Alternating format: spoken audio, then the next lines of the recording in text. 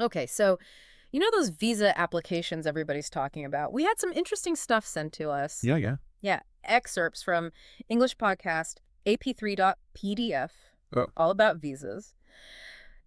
Just thinking about getting a visa can be kind of overwhelming, right? oh yeah. Like, where do you even start? It's a lot. Yeah. So, what we're going to try to do is take the most important information out of this guide and lay it out for you in a way that hopefully makes it a little bit easier to digest. Sounds good. And even though each country kind of has its own quirks when it comes to visas, when you look at the big picture, there's kind of a shared logic to it. Yeah, you're right. It is a process. Yeah, definitely. And this guide you sent does a good job of breaking down those key steps. Yeah. So the first thing this guide hits on is, and it might seem super basic, but it's super important. You got to know why you're going. Right. Like, what's the purpose of your trip? And it lists out some of the common visa types. Can you walk us through those? Sure. So the guide talks about tourist visas, Right. which are obviously for like vacations and sightseeing. Right. And then there are student visas if you're, going to study abroad. Okay. There are work visas for, well, if you want to get a job in another country. Right. Business visas for those shorter professional trips, conferences and meetings. Makes sense. Family or spouse visas for when you're joining family members who are already living abroad. Okay. And then finally, permanent residency visas if you're thinking about settling down permanently in another country. And I think that's a good point to mention that these are just some of the most common types. Oh, yeah. There are tons of different visas out there for different purposes. Right. But I think nailing this first step is so important. Yeah, it's crucial. Why is that? Why is it so important to identify the right type right at the beginning? Well, imagine showing up at an embassy, asking for a tourist visa when you actually plan on working in that country. Right. It's a recipe for disaster. Yeah. Each category has its own very specific rules and expectations. Mm-hmm. And if you don't meet those right from the get-go, you're just setting yourself up for a lot of headaches down the road. It's almost like you're choosing the right tool for the job. Exactly. You wouldn't try to hammer in a nail with a screwdriver. Exactly. It wouldn't work very well. So let's say you've, done your research, you've figured out, okay, I need a student visa or I need a business visa. Right. What's the next piece of the puzzle, according to this guide? Well, the guide says once you know what kind of visa you need, you got to dig deeper into the specific requirements for the country you're going to. Makes sense. Every country is a little bit different. What are some of the things that usually come up? So they almost always want to see your passport, Yeah. and it usually has to be valid for at least 6 months after your trip. Oh, really? 6 months after? Yeah, it's kind of a safety net, I guess. Okay. Then you've got the visa application form itself. And, these days it could be online or an actual paper form. Oh, right. Then there's the photos, Mm-hmm. and oh my goodness, the photo requirements can be incredibly specific. I bet. It's all about size Yeah. and the background and what you're wearing. Yeah. So, yeah, you got to pay attention to those details. Yeah, my passport photo definitely did not look like me. Well, that's the goal sometimes. Yeah. Okay, what else? What else is usually on the list? Another big one is proving you can support yourself financially while you're there. So they usually ask for bank statements or maybe a letter from a sponsor. Right. And then you've got to have your travel plans sorted out, like your flight bookings and hotel reservations. Okay. And then depending on what kind of visa you're applying for, you might also need a formal invitation letter, maybe medical certificates, Oh, right. travel insurance, and even proof that you can speak the language, Yeah. especially if you're going to an English-speaking country on like a student or work visa. Right. They might ask for scores from tests like IELTS or TOEFL. Wow. That's a lot of stuff. It's quite the checklist. The guide really stresses the importance of double and triple checking the specific regulations for each country. Yeah, it's not a one-size-fits-all kind of thing. Yeah. Every country has its own unique set of rules based on its own immigration policies and its economic situation and even national security concerns. So, yeah, you got to do your homework. That's a good point. I mean, those things change all the time. Exactly. You really do have to go to the source. Yeah, the official website of the embassy or consulate. Right. That's where you're going to find the most accurate and up-to-date information for your specific situation. Okay, let's say you've done your homework. Yeah. You know which visa you need. You've gathered all your documents. Now you have to face the application form itself. Yes, the dreaded application form. The guide mentions that it could be either online or a paper form. Right. Do you have any advice for people on how to navigate this part of the process? Well, my number one tip is be meticulous. Okay. Whether it's online or on paper, double check every single field. Every little thing. Yeah, seriously. Even a tiny mistake, like a typo in your name Yeah. or getting a date wrong, can lead to delays or even a rejection. It's wild. Wow. And, if it's an online form, make sure you read all the instructions carefully before you even start typing. Okay. And if you're filling out a paper form, you want to make sure your handwriting is clear and easy to read. Okay. And here's a good question to ask yourself. Or, Does all the information on your form match exactly with your passport and other documents? oh, good point. Any little inconsistency can raise a red flag, and you don't want that. Right. So yeah, consistency is key. Absolutely. Consistency is your best friend.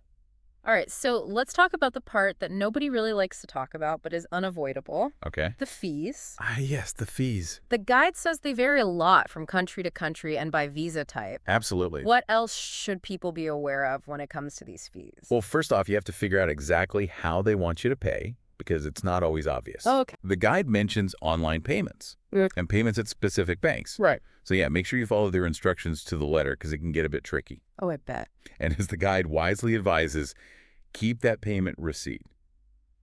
It's proof that you paid and you might need it later. Got it. Know the amount, know how to pay, and keep the receipt. Makes sense. Now, some visa applications have an extra step, an interview. Yes, the interview. The guide specifically calls out the USA as an example. Right. What is the purpose of these interviews, and how can people best prepare for them? So the interview is basically a chance for visa officers to get a better understanding of who you are and why you want to travel to their country. Okay. They're looking for any red flags. They want to make sure you're a legitimate visitor and that you're going to follow the rules. So how can someone make a good impression? Honesty and preparation are key. Okay. Be ready to answer questions about why you want to go to that country, how you're going to support yourself financially, what ties you have back home, and what your plans are during your stay. And make sure you have all your documents organized and ready to go, because they might ask to see them. That makes sense. It's really about showing them that you're a genuine applicant. So you've completed the form, paid the fees, done the interview if you needed to. Now it's time to submit everything. The big moment. Right, the moment of truth. The guide outlines a few ways to submit your application. Yeah, you might be able to submit everything online, or you might have to mail in your documents, or even go in person to a visa application center or an embassy. So many options. And it really depends on the country. Okay. But no matter how you submit it, the most important thing is to make absolutely sure that all your information is accurate and that you haven't missed any documents. So double check everything before you hit send. 100%. Missing documents or incomplete information is like the #1 reason for delays. And nobody wants that. Definitely not. Yeah. You've come this far. You don't want to mess it up now. Okay, application submitted. Fingers crossed. Now you play the waiting game. The waiting is the hardest part. I know, but the guide mentions that you can often track your application. How does that usually work? Yeah, luckily a lot of embassies and consulates now have online systems where you can log in and see what's happening with your application. You'll usually get some kind of reference number or an application ID when you apply, and you can use that to track the progress.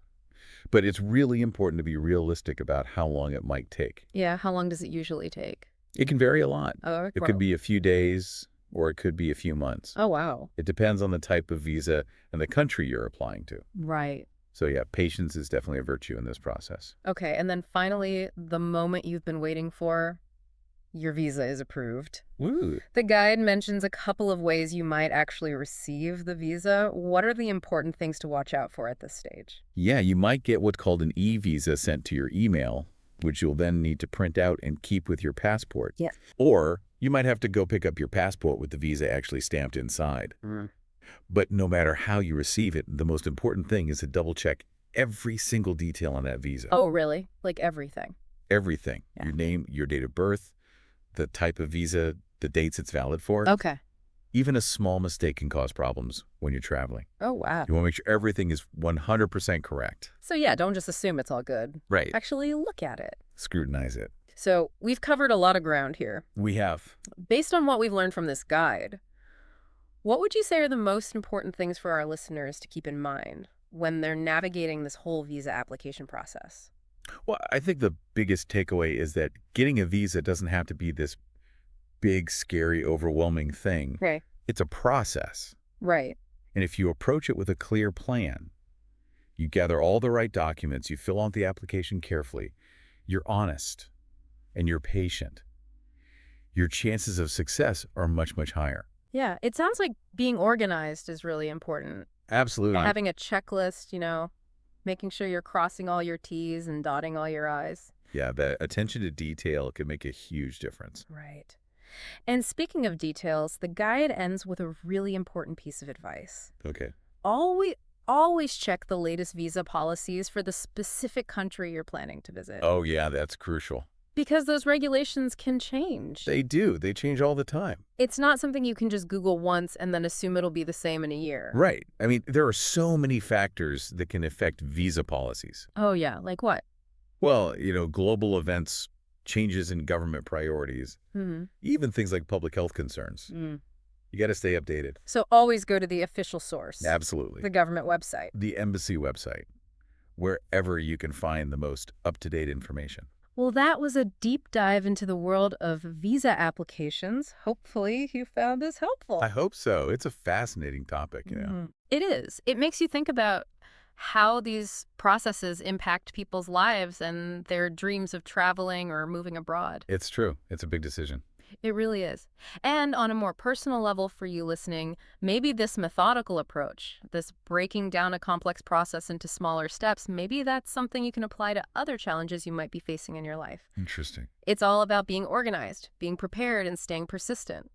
And if there are any other topics or sources that you'd like us to deep dive into in the future, please don't hesitate to send them our way. We love hearing from you. All right, until next time, happy travels. Bye for now.